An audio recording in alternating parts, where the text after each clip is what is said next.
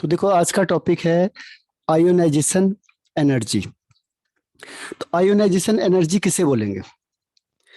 Ionisation energy होती है the minimum amount of energy required to remove outermost electron in ground state from an isolated gaseous atom is called ionization energy। इसका मतलब हुआ, देखो isolated मतलब होता है फ्री स्टेट में, जो कंबाइंड नहीं होता। जैसे सोडियम है तो ये आइसोलेटेड है। गैसियस होना चाहिए मतलब ये गैस फॉर्म में होना चाहिए। ठीक है। अब अगर ये इलेक्ट्रॉन को रिलीज करता है, निकाल रहा है, तो जितनी एनर्जी रिक्वायर्ड होगी, मिनिमम एनर्जी, उसी को हम उसका क्या कहेंगे? Ionization energy. किससे? आइसोलेटेड गैसियस एटम से अगर आप एक इलेक्ट्रॉन को रिमूव करोगे तो जितनी amount of energy, minimum energy जितनी रिक्वायर्ड होगी, उसे हम क्या कहेंगे? Ionization energy. क्लियर हुआ ये? Yes sir. हाँ, इसमें ध्यान रखना है गैस फॉर्म में होना चाहिए वो। अगर लिक्विड होगा या सॉलिड होगा तब नहीं होगा ये। ठीक है। Okay sir. इसमें कई बार क्या होता है कि जब आप ऑब्जेक्टिव टाइप क्वेश्चन आंसर करते हो तो उसमें आपको कंफ्यूज कर देगा वो क्या करता है, पहले में लिख देगा सॉलिड, दूसरे में लिख देगा लिक्विड, और तीसरे में लिख देगा गैस, और तीनों में कंडीशन सेम दिखा देगा। ठीक है। तो उस केस में क्या करना पड़ेगा, आपको ये पहचानना है कि कौन सा स्टेट है। जैसे एग्जांपल के लिए मैं दिखाता हूं आपको।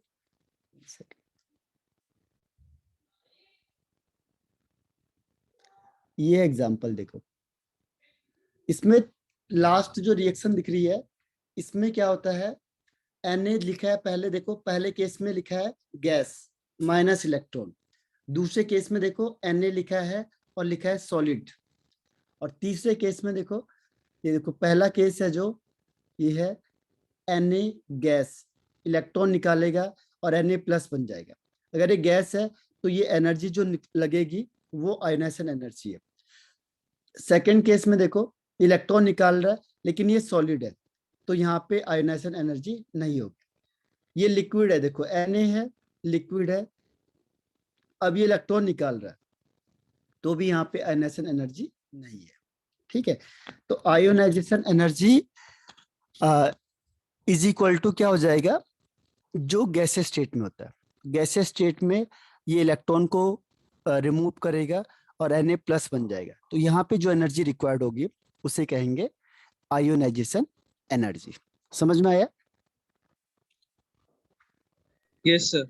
अब दिखने में देखो तीनों रिएक्शन एक जैसे दिखेगी। ये Na है, ये गैस लिख देगा माइनस इलेक्ट्रॉन, दूसरे में लिख देगा Na सॉलिड माइनस इलेक्ट्रॉन, तीसरे में लिखेगा Na लिक्विड माइनस इलेक्ट्रॉन। तो इलेक्ट्रॉन रिमूव करने में एनर्जी रिक्वायर्ड होती है। ठीक है। तो तीनों में एनर्जी लगेगी, लेकिन आयोनाइजेशन एनर्जी कौन सी होगी? केवल गैस वाली। ठीक है। तो इसीलिए आइसोलेटेड गैसियस न्यूट्रल एटम, ये एटम होना चाहिए। ठीक है। तो यहाँ पे ये गैस है, उसके रिलेटेड होगा। ठीक। Yes sir. अब देखो नेक्स्ट है, कौन कौन सी कंडीशन इसके लिए रिक्वायर्ड है। तो रिक्वायर्ड कंडीशन कौन सी है, देखो ये मैंने लिख ही दिया था कि जो एटम्स होना चाहिए वो गैसेस स्टेट में होना चाहिए। दूसरा, फ्री स्टेट में होना चाहिए, कंबाइंड नहीं होना चाहिए। जैसे NaCl नहीं होना चाहिए, HCl नहीं होना चाहिए, कंबाइंड में नहीं होना चाहिए, अलग से होना चाहिए, फ्री स्टेट में होना चाहिए। और उसका आउटर मोस्ट इलेक्ट्रॉन ही रिमूव होगा। ठीक है। जैसे Na है तो Na में 11 होता है, 281, ये हो गया KLM, तो M में एक इलेक्ट्रॉन है तो ये लास्ट वाला इलेक्ट्रॉन ही रिमूव होगा बस, तो ये प्लस चार्ज में 28 हो जाएगा। तो आउटर मोस्ट इलेक्ट्रॉन ही हर हमेशा रिमूव होगा। ठीक है। तो इसकी तीन कंडीशन है ये। पहला, एटम गैस में होना चाहिए, दूसरा फ्री स्टेट में होना चाहिए, और तीसरा है कि आउटर मोस्ट इलेक्ट्रॉन ही रिमूव होगा। क्लियर?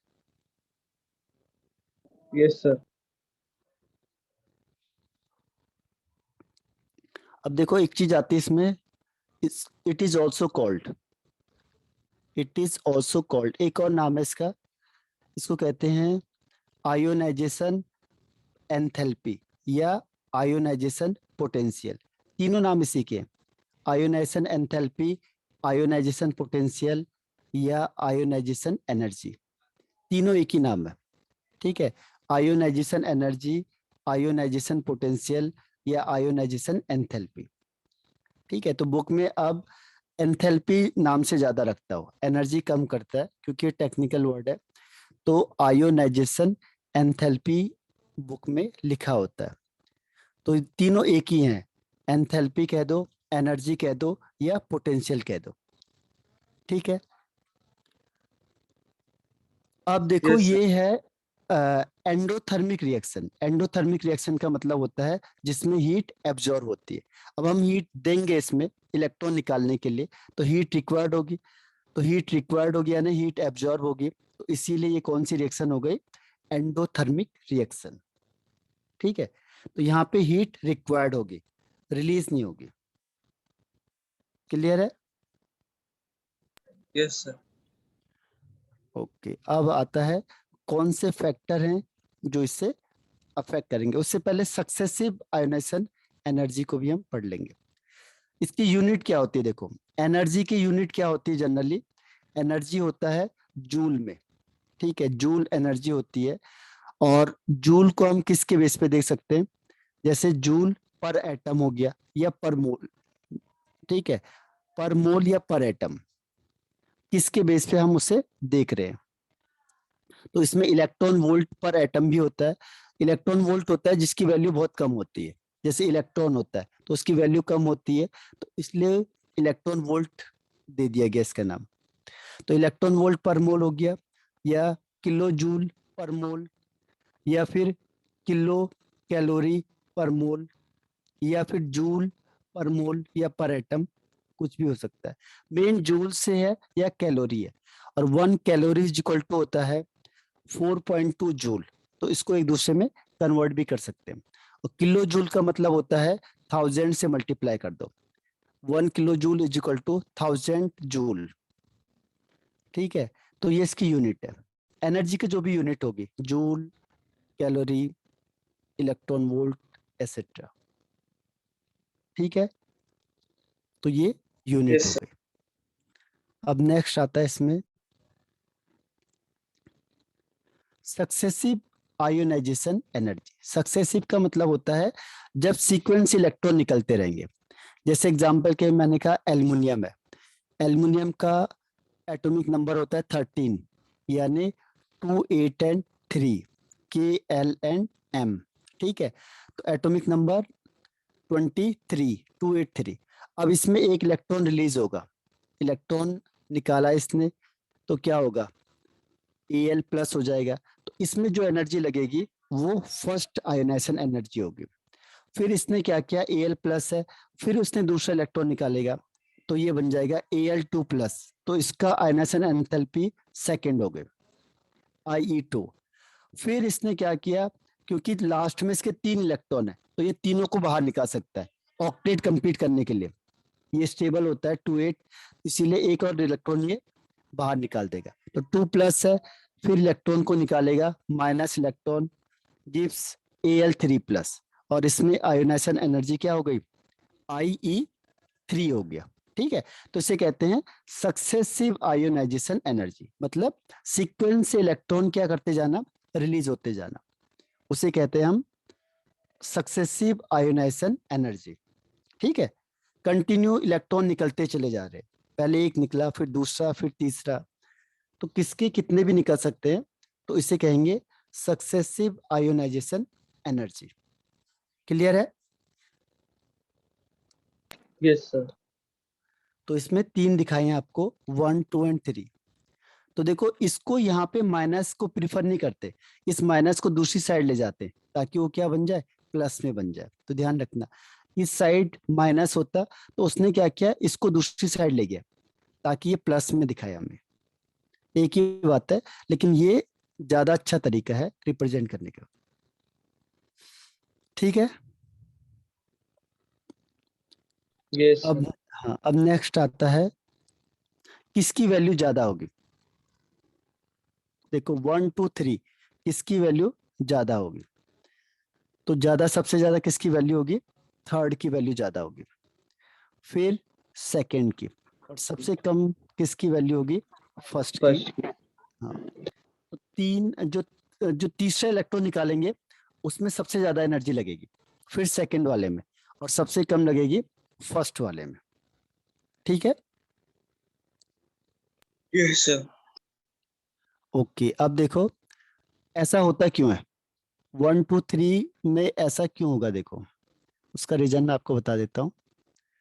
रीजन ये होगा कि सपोज करो पहले एल था, एल है, और एल से क्या बनेगा, एल प्लस पहले स्टेप में, IE1 में। तो इस केस में क्या होता है कि जितने इलेक्ट्रॉन है ये भी 13 होंगे, प्रोटॉन भी 13 होते हैं, तो दोनों का इक्वल नंबर होता है। तो इसमें जो फोर्स अट्रैक्शन लगेगा, ये पहला केस हो गया। सेकेंड केस में क्या होता है, Al प्लस हो जाता है, यानी इलेक्ट्रॉन 12 और प्रोटॉन 13। तो अब इसमें फोर्स अट्रैक्शन ज्यादा हो जाएगा, क्योंकि 13 प्रोटॉन 12 इलेक्ट्रॉन को अपनी तरफ अट्रैक्ट करेंगे, तो फोर्स ऑफ अट्रैक्शन किसका ज्यादा हो जाएगा, Al प्लस का। ठीक है, तो इसीलिए इससे इलेक्ट्रॉन निकालने के लिए ज्यादा एनर्जी देनी पड़ेगी। ठीक है, तो ये केस आपका हो गया IE2 का। तीसरे केस में क्या होता है, Al2 प्लस से चेंज होता है Al3 प्लस में। तो Al2 प्लस का मतलब 2 इलेक्ट्रॉन इसने रिलीज कर दिए, तो इलेक्ट्रॉन हो गए 11, प्रोटॉन तो है 13 ही।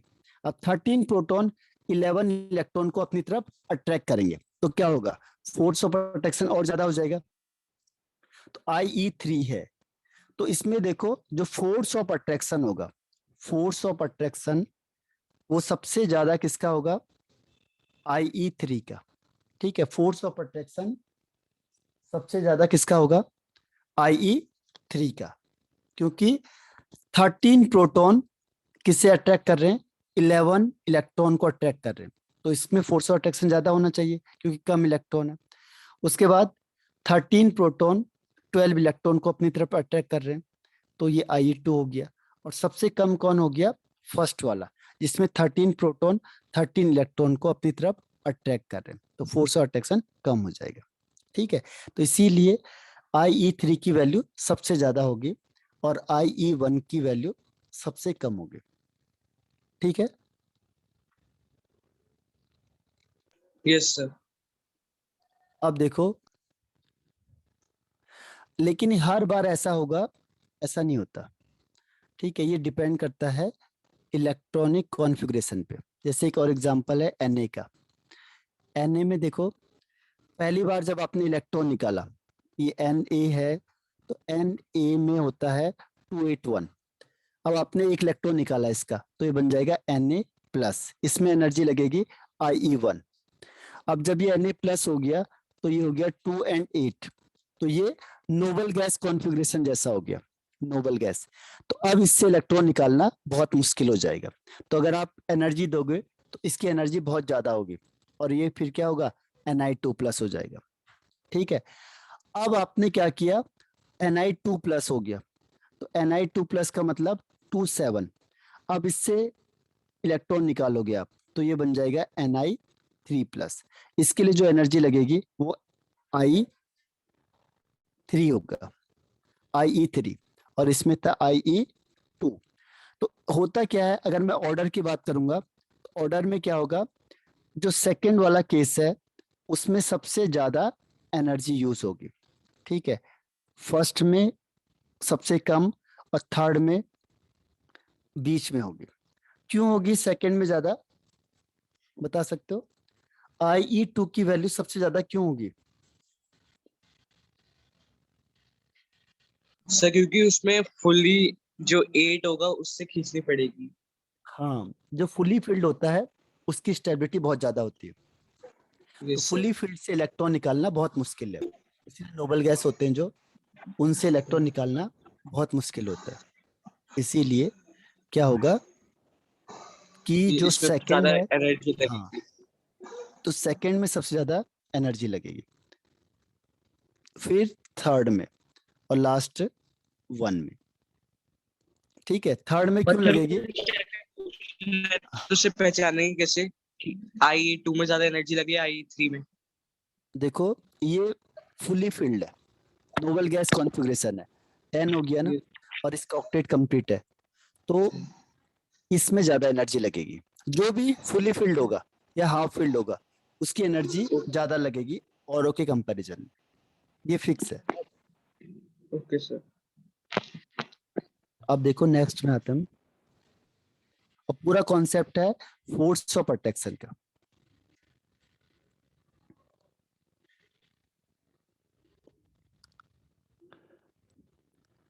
अब है फैक्टर्स अफेक्टिंग आईई। कौन कौन से फैक्टर हैं जो आयोनाइजेशन एनर्जी को अफेक्ट करते हैं? इसमें पहला है एटॉमिक साइज। तो एटॉमिक साइज जितना ज्यादा होगा आईई की वैल्यू उतनी कम हो जाएगी, ठीक है। जितना साइज बड़ा होगा, जैसे देखो 3 एग्जांपल दे दिए आपको, ये दे दिया एक सेल है इलेक्ट्रॉन है, दूसरे में 2 शेल है और इलेक्ट्रॉन है, तो ये फर्स्ट हो गया, ये सेकंड हो गया। और तीसरा है कि ये न्यूक्लियस हो गया, इसमें 1 सेल 2 सेल 3 सेल हो गया, अब ये इलेक्ट्रॉन है। तो अब बताओ कि किस केस में ज्यादा एनर्जी लगेगी इलेक्ट्रॉन को निकालने के लिए? बताओ 1 या 2 या 3? सर 1। 1 को, क्यों? सर क्योंकि 1 क्या बोलते हैं, एटम मतलब न्यूक्लियस से बहुत ज्यादा क्लोज है, इसलिए उसकी फोर्स ऑफ अट्रैक्शन ज्यादा होगा। हाँ, क्योंकि जो छोटा साइज है, तो छोटा यस साइज की सर। वजह से क्या होगा, फोर्स ऑफ प्रोटेक्शन सबसे ज्यादा फर्स्ट का होगा, ठीक है, और सबसे कम थर्ड का होगा। सबसे कम सर थर्ड का। हाँ, थर्ड का होगा, तो इसीलिए थर्ड में सबसे कम एनर्जी लगेगी और फर्स्ट में सबसे ज्यादा एनर्जी लगेगी। तो जो ऑर्डर ऑफ आयोनाइजेशन एंथैल्पी होगा वो 1 का ज्यादा, फिर 2 का, फिर 3 का। तो ये साइज पे डिपेंड करेगा। तो जितना ज्यादा साइज होगा आयोनाइजेशन एनर्जी कम हो जाएगी। रीजन क्या है? फोर्स ऑफ अट्रैक्शन डिक्रीज हो जाएगा, ठीक है। क्योंकि साइज बढ़ेगा तो फोर्स ऑफ अट्रैक्शन कम होगा, तो इलेक्ट्रॉन को निकालने के लिए less amount of energy required होगी, इसीलिए आईई कम हो जाएगा।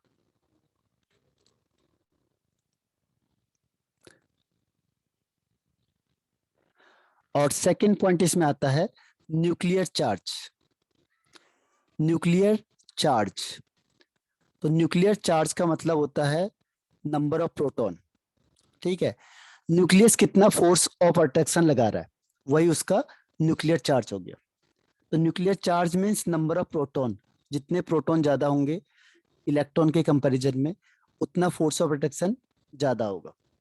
तो जो न्यूक्लियर चार्ज है अगर बढ़ेगा तो आयोनाइजेशन एनर्जी भी बढ़ेगी, ठीक है।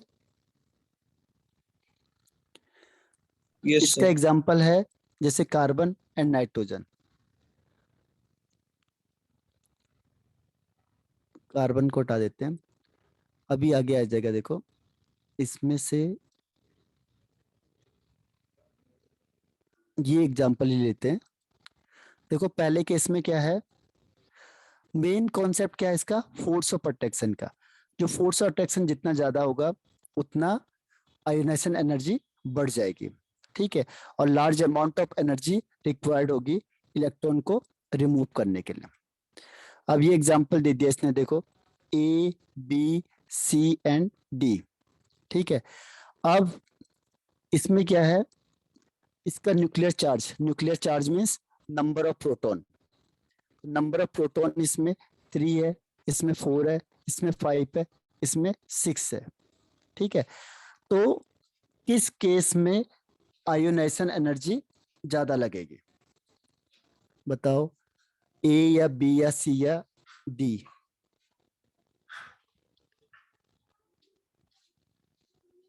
और सर आपको न्यूक्लियर 6 चार्ज में, दे दिया है फोर्थ में। 3.56, फोर्थ पे ज्यादा होगी, क्यों?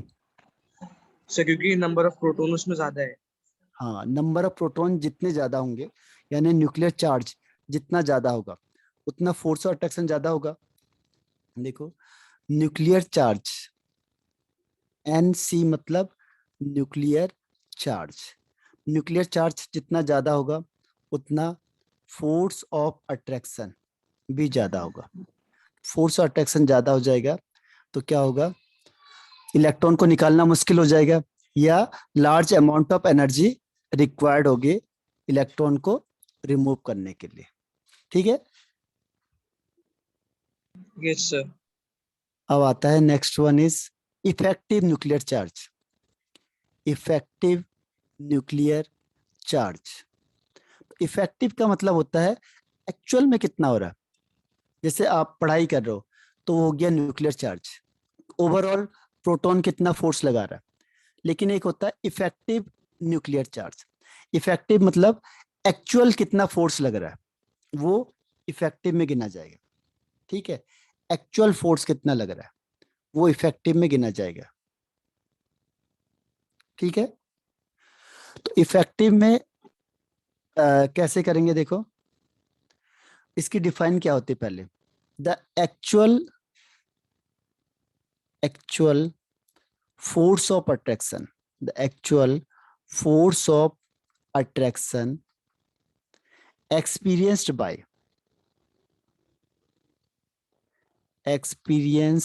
by electron is called effective nuclear charge, ENC। ठीक है, एक्चुअल में कितना फोर्स एक्सपीरियंस कर रहा है उसे कहते हैं इफेक्टिव न्यूक्लियर चार्ज। ठीक है, जैसे आपने पढ़ाई करी तो अब 100% पढ़ लिया, लेकिन एक्चुअल में आपको कितना आया, एक्चुअल में आपको 50% आया या 90 आया या 80 आया या 70 आया, तो एक्चुअल में जितना आया वो आपका इफेक्टिव हो गया, इफेक्टिव लर्निंग, यानी एक्चुअल में आपने कितना सीखा है। और न्यूक्लियर चार्ज मतलब 100%, जो चीज आई वो तो 100 आई, लेकिन एक्चुअल में आपके पास कितनी पहुंचे वो हो गया इफेक्टिव न्यूक्लियर चार्ज। यानी actual force of attraction experienced by electron is called effective nuclear charge. Clear? Yes, sir. अब इसी पे मेन डिपेंड करता है, मेन आता है इफेक्टिव न्यूक्लियर चार्ज। ध्यान रखना, क्योंकि न्यूक्लियर चार्ज आप कितना भी दो, लेकिन इफेक्टिव न्यूक्लियर चार्ज बढ़ेगा तभी आयोनाइजेशन एनर्जी इंक्रीज हो जाएगी। इसका मेन यही है, क्योंकि फोर्स ऑफ अट्रैक्शन ज्यादा हो जाएगा, तो फोर्स ऑफ अट्रैक्शन ज्यादा होगा तो ज्यादा अमाउंट ऑफ एनर्जी देनी पड़ेगी इलेक्ट्रॉन को निकालने के लिए, इसीलिए आई की वैल्यू इंक्रीज हो जाती है। अब नेक्स्ट आता है इसमें शील्डिंग इफेक्ट, ये बहुत इंपॉर्टेंट है। शील्डिंग का मतलब होता है बचाना। ठीक है, तो शील्डिंग इफेक्ट क्या होता है कि जैसे ये न्यूक्लियस है और इसके बाहर क्या है, शेल है, 1 2 3 4। अब जो लास्ट वाला इलेक्ट्रॉन होता है इसको प्रोटेक्ट करके रखते हैं ये अंदर वाले इलेक्ट्रॉन, इसको बचा के रखेंगे। तो न्यूक्लियस क्या है, जो फोर्स लगाएगा वो पूरा फोर्स आउटरमोस्ट सेल में नहीं लगा पाता है, यानी nucleus can't act full force to the outermost electron. तो this effect is called shielding effect या स्क्रीनिंग इफेक्ट। इसका एक और नाम है स्क्रीनिंग इफेक्ट। स्क्रीनिंग इफेक्ट, इसकी डिफाइन क्या है, due to the presence of inner electron, जो अंदर के इलेक्ट्रॉन होते हैं। ठीक है, due to the presence of inner electron, जो अंदर वाले इलेक्ट्रॉन है, the nucleus can't act full force to the outermost electron, full force to the outermost electron। ठीक है, तो this effect is called shielding effect और स्क्रीनिंग इफेक्ट। तो जितना शील्डिंग इफेक्ट बढ़ेगा आयोनाइजेशन एनर्जी कम हो जाएगी। ठीक है, क्योंकि क्या होगा, न्यूक्लियस जो फोर्स लगा रहा है ये बीच वाले रोक देंगे तो बाहर वाले को फोर्स कम लगेगा तो ये जल्दी निकल जाएगा। इसीलिए क्या होगा, एक इलेक्ट्रॉन यहाँ से जल्दी रिमूव हो जाएगा। ठीक है, यस सर। तो ये है आपका शील्डिंग या स्क्रीनिंग इफेक्ट। तो इसमें कह रहा है वो कि शील्डिंग इफेक्ट अगर ज्यादा होगा तो आयनाइजेशन एनर्जी कम हो जाएगी, क्योंकि इलेक्ट्रॉन जल्दी निकल जाएगा। जैसे न्यूक्लियस है, इसके बाहर इलेक्ट्रॉन है। अब होता क्या है कि अगर ये इलेक्ट्रॉन यहाँ पे ऑक्यूपाई हो गया, तो इलेक्ट्रॉन अगर ऑक्यूपाई हो गए तो क्या होगा कि जो न्यूक्लियस फोर्स लगाएगा वो आउटर मोस्ट में लगा नहीं पाएगा, क्योंकि बीच वाले ही इस फोर्स को रोक देंगे। ठीक है, ये इलेक्ट्रॉन ही रोक देंगे, तो ये पूरा फोर्स बाहर नहीं लगा पाएगा। तो क्या होगा, जो बाहर वाला इलेक्ट्रॉन है वो इजिली रिमूव हो जाएगा। तो उसका मतलब आई ई की वैल्यू कम हो जाएगी। ठीक है, तो शील्डिंग इफेक्ट बढ़ेगा तो आई ई की वैल्यू कम हो जाएगी।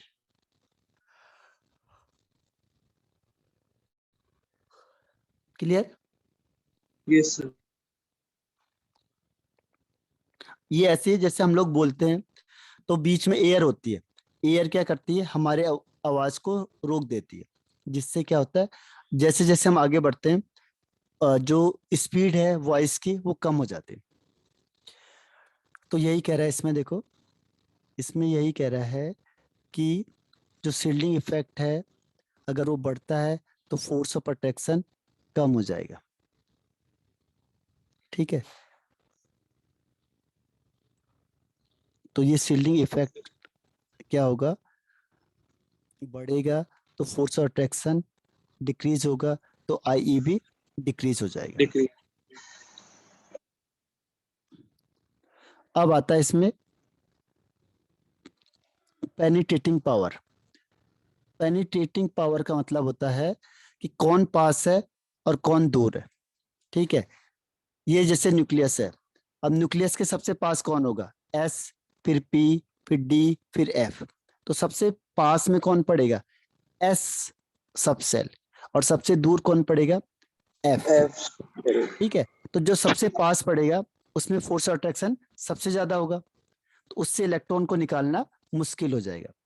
ठीक है, और जो दूर होगा उसमें फोर्स ऑफ अट्रैक्शन कम होगा, तो क्या होगा, आई ई की वैल्यू बढ़ जाएगी। क्योंकि देखो जो सबसे पास है, ये पास है आयस, तो यहाँ पे फोर्स ऑफ अट्रैक्शन इंक्रीज हो जाएगा। फोर्स ऑफ अट्रैक्शन बढ़ेगा तो ज्यादा अमाउंट ऑफ एनर्जी देनी पड़ेगी, तो इसमें large amount of energy required होती है इससे इलेक्ट्रॉन को निकालने के लिए, एस से। लेकिन जैसे जैसे क्या होगा, साइज बढ़ेगा या एसपीडीएफ में जा रहे हो आप, तो क्या होगा कि साइज बढ़ रहा है, डिस्टेंस दूर हो रहा है, तो यहाँ से देखो न्यूक्लियस के कंपैरिजन में एफ सबसेल बहुत दूर है, तो इसीलिए जो फोर्स अट्रैक्शन है वो एफ का सबसे कम हो जाएगा, फिर डी का, फिर पी का, और लास्ट में एस का। तो ये हो गया ऑर्डर ऑफ आयनाइजेशन एनर्जी। जो एस में होगा उसको इलेक्ट्रॉन ज्यादा देना पड़ेगा हीट, ताकि तब वो इलेक्ट्रॉन निकालेगा, क्योंकि वो न्यूक्लियस के सबसे पास है, तो इसमें फोर्स अट्रैक्शन सबसे ज्यादा होगा, फिर पी में, फिर डी में, और लास्ट में एफ में। ठीक है, तो जैसे जैसे हम न्यूक्लियस से दूर जाएंगे आई ई इंक्रीज होगा, सॉरी डिक्रीज हो जाएगा। ठीक है, यस सर। अब नेक्स्ट इसमें आता है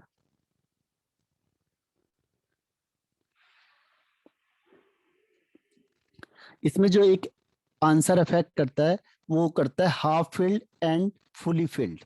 क्योंकि अभी मैंने बताया आपको कि हाफ फील्ड हो या फुली फील्ड हो उसकी स्टेबिलिटी बहुत ज्यादा होती है, ये हमने एटॉमिक स्ट्रक्चर में भी पढ़ा था।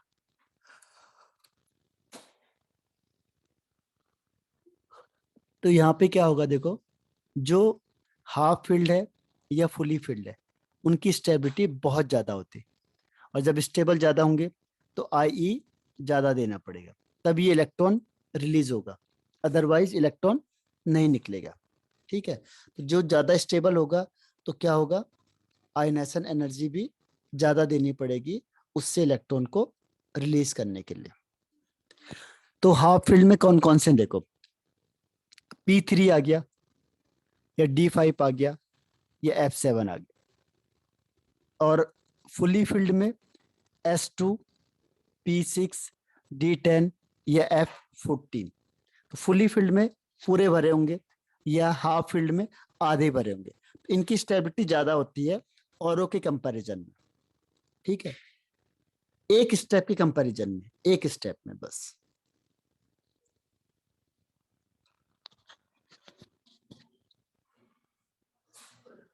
क्लियर है? Yes sir. Sir but half field में एस क्यू इंक्लूडेड नहीं है? क्योंकि एस में एक ही है। एस में क्या है, या तो हाफ फील्ड होगा या फुल फील्ड होगा, और कोई ऑप्शन तो बचता नहीं है।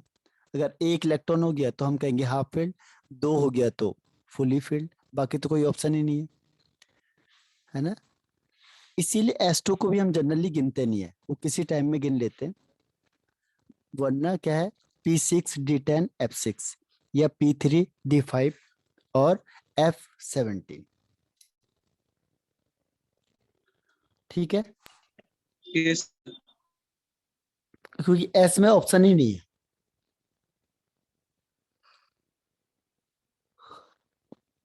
अब नेक्स्ट पॉइंट आते हैं।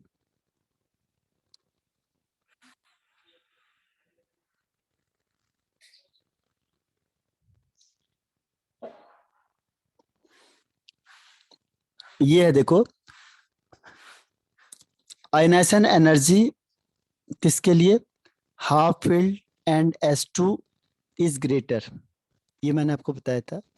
अब जैसे आपको पूछेगा कि बेरिलियम और बोरॉन, इसमें किसकी आयोनाइजेशन एनर्जी ज्यादा है, तो बेरिलियम का एटॉमिक नंबर 4, बोरॉन का 5।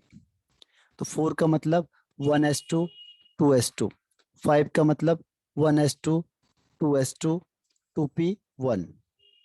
अब देखो, पी से इलेक्ट्रॉन को निकालना आसान है आउटर मोस्ट में, और बीई में इलेक्ट्रॉन कहाँ पे है, S2 पे है, तो ये फुली फील्ड है। तो फुली फील्ड होने की वजह से क्या होता है, इसमें ज्यादा अमाउंट ऑफ एनर्जी लगेगी, इसीलिए ये ऐसा ऑर्डर हो जाएगा। होना चाहिए था बी को, क्योंकि left to right ionization enthalpy increase होती है, लेकिन किसकी वजह से, फुली फुली फील्ड फील्ड। की वजह से। हाँ, इसकी स्टेबिलिटी ज्यादा हो गई, तो इसमें ज्यादा एनर्जी लगेगी इलेक्ट्रॉन को रिमूव करने के लिए। ठीक है, यस सर। ऐसे ही देखो नाइट्रोजन और ऑक्सीजन का। नाइट्रोजन एंड ऑक्सीजन में क्या होगा, नाइट्रोजन का होता है 7 यानी 2 and 5, और ऑक्सीजन का होता है 8 यानी 2 and 6। ठीक है, तो अब 5 का मतलब 2 इलेक्ट्रॉन है, और पी में 3 इलेक्ट्रॉन है, 2s2 2p3। तो पी वाले क्या होते हैं, हाफ फील्ड हो गया पी वाला, तो इससे इलेक्ट्रॉन को निकालना मुश्किल हो जाएगा, या आपको ज्यादा अमाउंट ऑफ एनर्जी देनी पड़ेगी हाफ फील्ड की वजह से। तो इसीलिए नाइट्रोजन की वैल्यू ज्यादा होती है ऑक्सीजन से। होनी चाहिए थे ऑक्सीजन के, लेकिन ये हाफ फील्ड भी नहीं है और फुली फील्ड भी नहीं है, तो इसकी जो एनर्जी लगेगी इसके कंपैरिजन में नाइट्रोजन की ज्यादा लगेगी, इसीलिए नाइट्रोजन है जो, उसकी वैल्यू ज्यादा होगी ऑक्सीजन से। जबकि left to right ionization enthalpy decrease होता है, सॉरी इंक्रीज होता है लेफ्ट टू राइट, और टॉप टू बॉटम डिक्रीज होता है। अब देखो ऑक्सीडेशन स्टेट, जितना ज्यादा ऑक्सीडेशन स्टेट होगा, जितना ज्यादा ऑक्सीडेशन स्टेट होगा, उतना आयोनाइजेशन एंथैल्पी भी ज्यादा हो जाएगी। जैसे मैंने कहा Fe2+ Fe3+, तो 3+ वाला ज्यादा है, तो ये इसकी आयोनाइजेशन एनर्जी भी कम हो जाएगी। ठीक है, यस सर। क्लियर? तो आयोनाइजेशन एनर्जी जितनी ज्यादा होगी, सॉरी आयन ऑक्सीडाइजिंग स्टेट, उतना IE की वैल्यू ज्यादा हो जाएगी।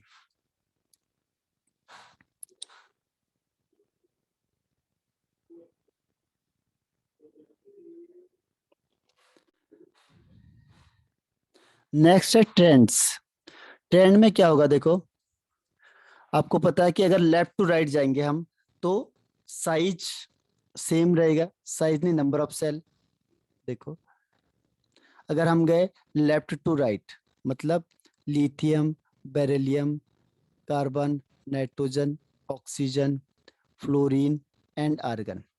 तो इसमें प्रोटॉन 3, 4, 5, 6, 7, 8, 9, 10। तो नंबर ऑफ प्रोटॉन बढ़ते जा रहे हैं और इलेक्ट्रॉन भी यही है, 3, 4, 5, 6, 7, 8, 9 और 10। लेकिन होता क्या है कि नंबर ऑफ सेल सेम रहता है, क्योंकि जब आप लेफ्ट टू राइट जाओगे तो हर केस में 2 ही सेल होंगे, क्योंकि क्या है, ये 2 है लास्ट में, तो इसमें नंबर ऑफ सेल सेम रहते हैं। जब आप लेफ्ट टू राइट जाओगे तो नंबर ऑफ सेल सेम रहेंगे, लेकिन एटॉमिक साइज डिक्रीज होगा, न्यूक्लियर चार्ज इंक्रीज हो रहा है, क्योंकि नंबर ऑफ प्रोटॉन तो बढ़ते जा रहे हैं लेफ्ट टू राइट जाते समय, लेकिन नंबर ऑफ सेल सेम है। तो यहाँ पे जो इफेक्टिव न्यूक्लियर चार्ज है वो बढ़ जाता है, फोर्स ऑफ अट्रैक्शन बढ़ जाएगा, क्योंकि नंबर ऑफ प्रोटॉन बढ़ रहे हैं। तो इस केस में क्या होगा, आयोनाइजेशन एनर्जी भी इंक्रीज हो जाएगी लेफ्ट टू राइट, हाँ, क्योंकि फोर्स ऑफ अट्रैक्शन ज्यादा होता जाएगा। ठीक है, Yes, sir.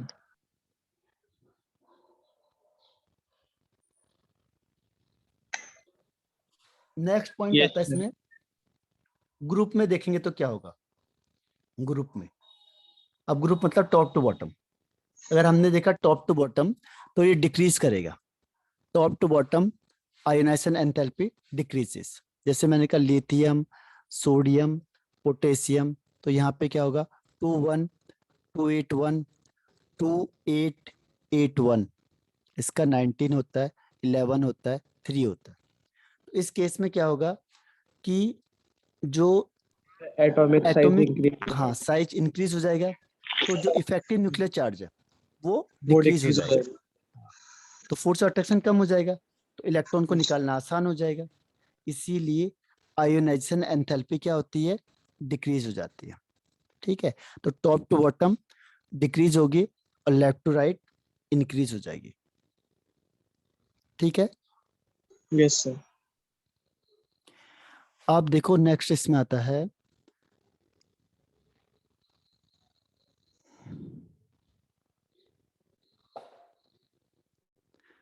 कुछ मेन पॉइंट हैं पीरियड के।